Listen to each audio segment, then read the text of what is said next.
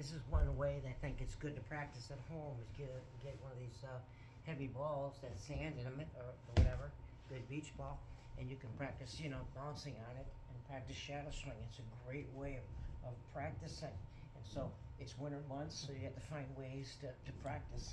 And also, if you want to add a little weight training, then put some magnets in the middle. I have a screw that little knob here that holds them in place, but a couple of magnets which are about half a pound each, and it's fun to use old rackets, and so I use a lot of old rackets, and so it's a great way of practicing and just keeping your. I remember the first time I did this. If you're not used to it, it's really gonna affect your legs, and so you bounce around and you just practice shadow swinging. It's a great way of practicing and keeping in shape. You might even feel it in your belly if you have a little excess weight. Okay, so it's a great way of practicing, and so I can move around. I can do an open stance or semi-open stance, and I can practice. And I can just lay my racket against the couch. Also, what's good about this is when you have a magnet, you take the racket back as you go to uniturn. When you drop the racket, it drops down easier, because a lot of times people have trouble. They hit up here linear all the time, used to lifting, okay?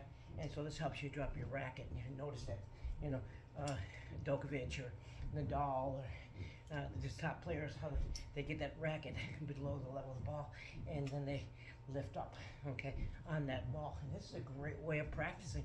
I can already feel it in my calves, or excuse me, my thighs. And so it's a great way to practice, and I encourage you to find ways to keep in shape and to exercise. So once again, you have this ball, which is good. It's a weighted ball. It doesn't go all over the place. Also magnets on a racket, using an old tennis racket. You can, and this utilize various things that people might toss. And so these magnets, like I said, are half pound each. And so it's going to cost me, to do my uniturn, the racket naturally to go back, down, back and down. And so a lot of times I'll tell people, find the ball, feel the ball, follow through, or find the ball, let your racket flow back and down, feel the ball, follow through.